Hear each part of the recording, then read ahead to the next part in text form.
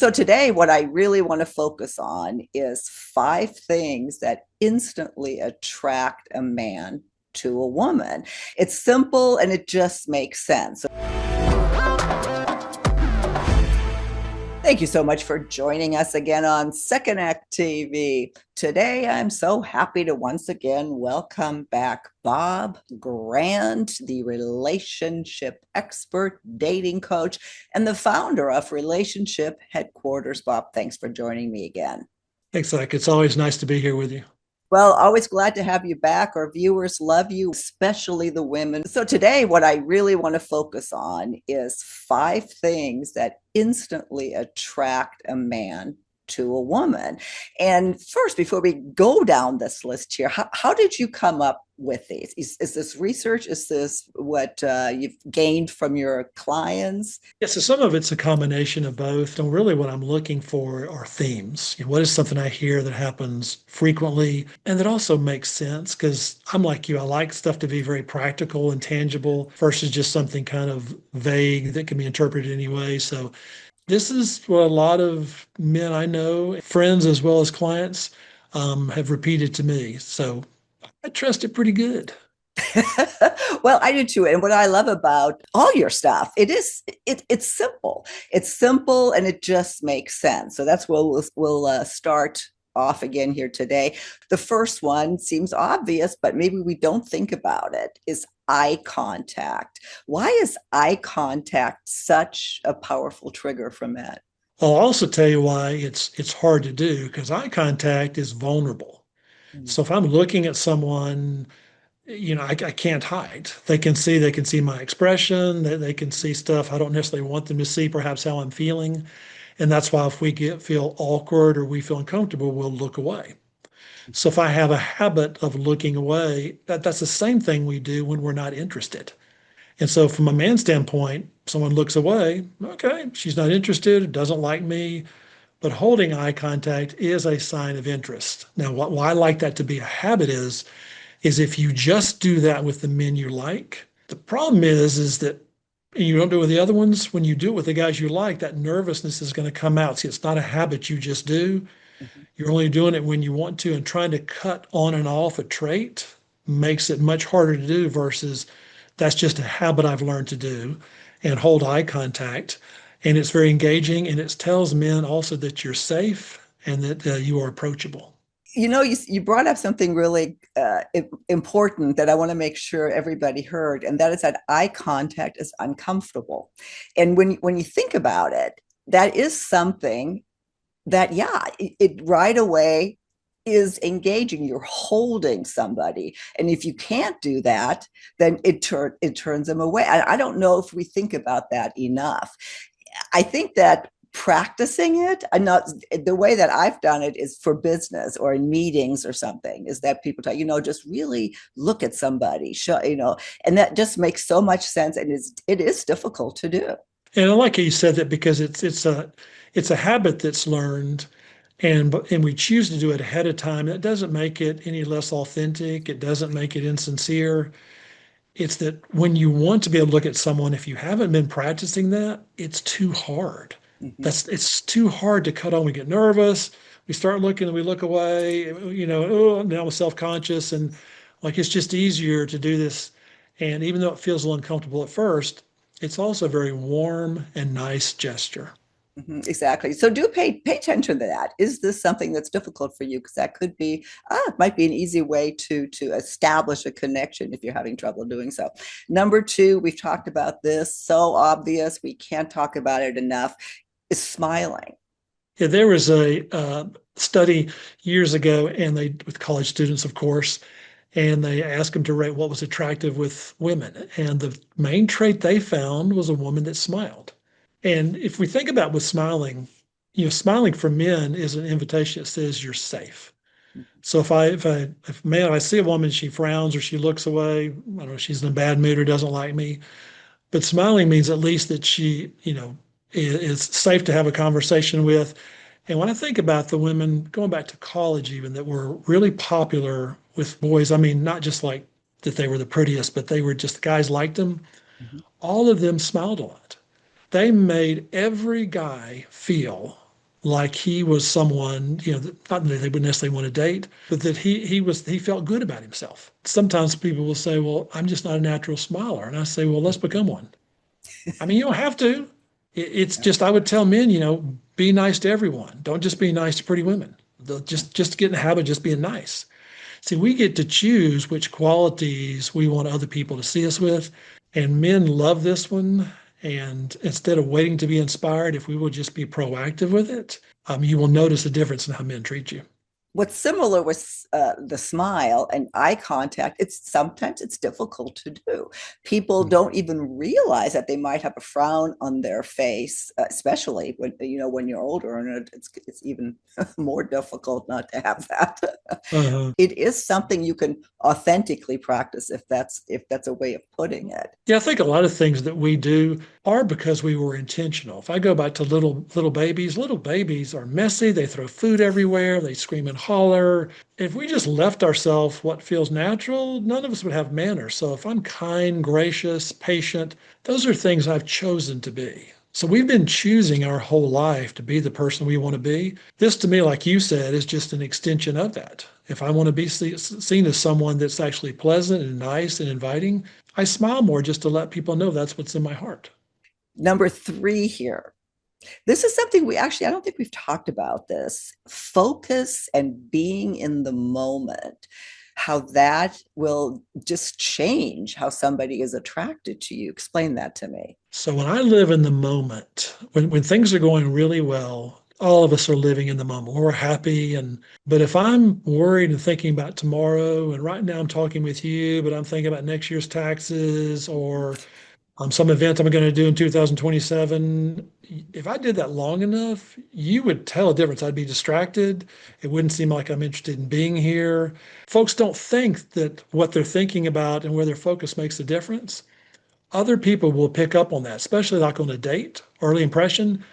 Me choosing in that moment, this is the date, this is the moment I'm on, not what's going to happen next. Is he going to be a good husband one day? Is she going to be a good wife? If I'm living in that future oriented stuff, because that future focus leads to anxiety. I'm not enjoying what's going on in the moment. I'm actually more focused on the future. And what I'm telling my brain is, this isn't that good what's happening right now. This is just okay. At some point in the future, something else is better. People will pick up on that. But if I live in the moment, it may seem boring at times.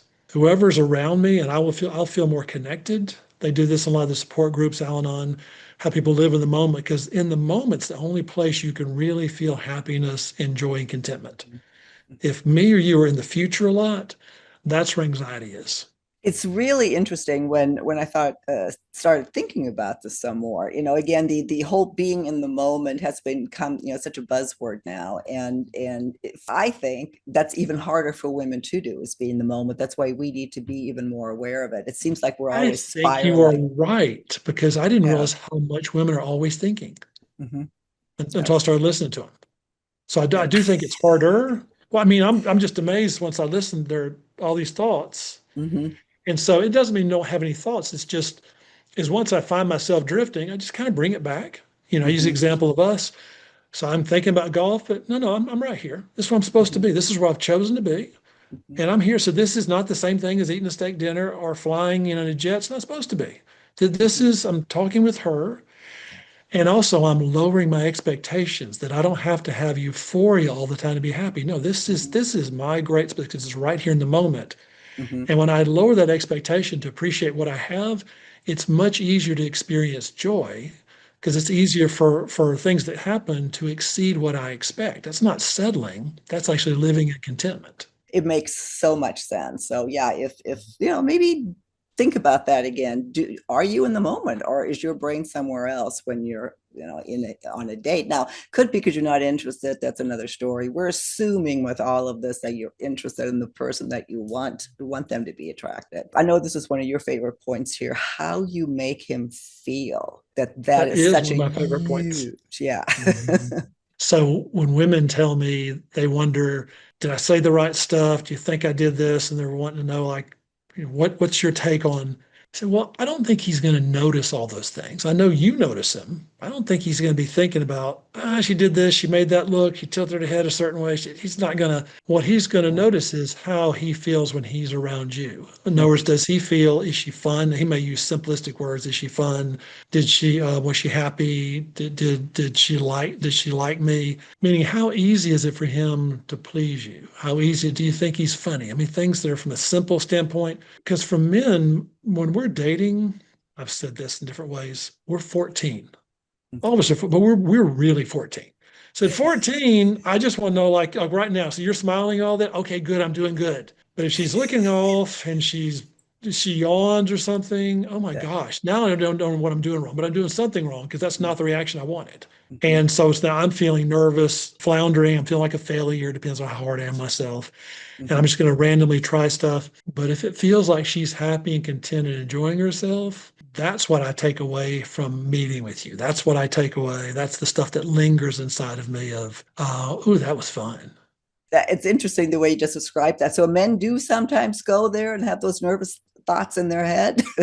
It's not Oh, just us. anyone watch and leave a comment on this because it's not just me, but if you dare leave it, we get nervous. All of us have stories of just this was back in my day of just you would call someone versus text, but even now with texting to reaching out of just do I do it? Do I not? Oh my gosh, this is because the fear is she could humiliate you, or what were you thinking? Why would you Mhm. even think I would? Again, it sounds silly, but that's the fear of Mhm. just, you would ask me. It's just, so that's why it feels that way. It's very vulnerable. It's exciting too. That's the other part. So we still want to do it, but men just know that's just part of it when you stick your neck out. Yeah, unfortunately, the fear of rejection is real, and I know this comes up on our channel a lot. Is that in their early days, the ones you're describing, there have been women that were Mhm. ugly to men, and the sad part of that is how that lingers and still comes up today. Yeah, how you make him feel, and just you just have to be conscious of that, just how you make anybody feel. You know, Mhm. we have so much power in our words and our reactions to make somebody's day. It's really unbelievable sometimes. Last point, Bob. I love this, and I honestly never thought about it. Taking a compliment. That if you're able to take a compliment from a man, that has something to do with being attractive. Oh, it's worse than that. It's sexy. As long as you think he means it, you don't even have to believe it. Mm-hmm. So if I'm giving a compliment, I'm not asking you, I'm telling you. And if you want to disagree with me or you want to blow it off, that's just insulting. It'd be like me giving you flowers and you take them and just tossing them. Mm-hmm. I'm like, well, what the heck? So that's okay if you don't agree with it, but you don't get to tell me what I. So wow, you look pretty in that dress. I love your smile. Again, as long as you think it's authentic and not just Mm-hmm. something someone says, it's vulnerable to take a compliment. It is Mm-hmm. vulnerable because he could say, "Don't take it too seriously," or and again, we've probably been made fun of when someone does it. But if I'm giving you a gift, it's a sign of me that you take it. It's Mm-hmm. that you're pleased. And when women are really good at it, I mean, once they get to know him, not only do they just say thank you, I've had one that got good at it and they say, I know.